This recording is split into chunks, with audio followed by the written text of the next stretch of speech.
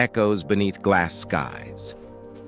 The first thing Nova remembered about Kepler City was the color of the sky. Not blue, not gray, but a trembling glass hue, like light passing through water. It made even shadows look thoughtful. She'd come here on the colony ship Icarus Bloom, a botanist among engineers and soldiers. Her task sounded simple on paper: make green things grow where nothing green had ever lived. But nothing in the mission brief had prepared her for the silence. It wasn't empty. It was watchful, like the planet itself was waiting to see what kind of people had arrived. The stranger in the storm on the 9th day, a dust storm rolled down from the crystalline hills. Nova was out beyond the perimeter fences, sampling soil when the storm turned sudden and mean. She ducked behind a ridge, wrapped her jacket tight, and then she saw someone moving through the wall of sand. Tall, thin, not in a human suit. For one heartbeat, she thought it was a trick of wind. Then the figure raised an arm and a ripple passed through the storm like a command. The sand parted just enough for her to breathe. When it was over, she stood face to face with an alien she had only seen in satellite silhouettes. Translucent skin threaded with faint bioluminescence, eyes like drops of molten glass, and a crest of fine tendrils that fluttered where hair might have been. It tilted its head. "You make noise when you run," it said, voice soft and accented but clear. "Are you a keeper of roots?" Nova blinked, translator patch humming. I grow plants." "You speak our language?" "I listened for months," it said. "You leave your words in the air." The gift of seeds, the alien's name, rendered by the translator, was Kyle. He belonged to the native species that humanity called the Sarathi. They had watched the colonists but rarely approached. Kyle led Nova through the broken hills to a valley carved by ancient rivers. Crystals rose like frozen trees. Between them ran a silver mist that smelled faintly of ozone and flowers that didn't exist. "This was forest," Kale said. "Long ago. The sun burned too hot and the roots fell silent." Nova knelt, brushed her glove through the dust. "It can live again," she whispered. She showed him a pouch of earth seeds, tiny ovals of possibility. "If we learn your soil, maybe they'll take root." Kyle reached out, fingertip glowing faintly blue. "You carry stars in bags," she laughed softly. "Only if they grow." Lessons in breath and light days turned into weeks. Kale visited often, walking across the dunes with the patience of someone who had never hurried. He showed her how the Sarathi stored water inside hollow crystal roots, how they sang to the wind to call rain.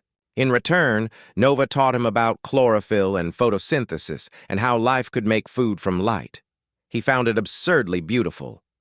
"You mean plants eat the sun," he said one morning. "On our world, we fear it." "Maybe you shouldn't," she said. "Sometimes the thing that burns you is also the thing that lets you grow." Kyle considered that, crest trembling like seaweed in a current. "You speak as the old voices did." "They sound wise." "They died."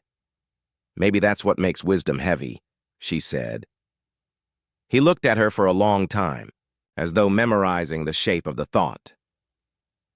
The bloom 3 months later, one of the earth seeds sprouted. Just a single green thread pushing through alien soil, but when the morning light hit it, the leaf shimmered silver green instead of plain green. Kyle touched it reverently. "It has learned our light. It's adapting," Nova said. "We might actually make a forest here." Kyle smiled, a slow widening of features that wasn't human but carried the same warmth. "Then the planet will remember your breath." He brought his people that evening. A circle of Sarathi gathered around the sprout, humming low. The vibration sank into the ground. Crystals nearby began to glow. Nova felt the hum through her boots, through her bones. "What are you doing?" she whispered. "Teaching it our song," Kale said. Every root needs a story to grow. The accident word spread. The colonists wanted to study the valley, and soon to control it. When Nova refused to hand over coordinates, Commander Voss sent a drone. The Sarathi, frightened, shot it down. Within hours, armed patrols were dispatched. Nova ran through the night to warn Kale. She found him waiting beside the sprout, which had already grown knee-high, leaves shimmering with twin colors of two worlds. "Go," she urged. "They'll be here any minute." Kale looked calm. "You brought life. I will not hide from it. You don't understand, they'll—" A light sliced the air. The patrol arrived. A warning shot struck the ground near Kale, shattering a crystal root. The vibration ripped through the valley like thunder. The soil heaved. The sprout bent, glowing violently bright, then cracked open, releasing a pulse of light that threw everyone back. When the dust cleared, Kale was gone. Only the plant remained, taller now, its leaves pulsing with a heartbeat rhythm.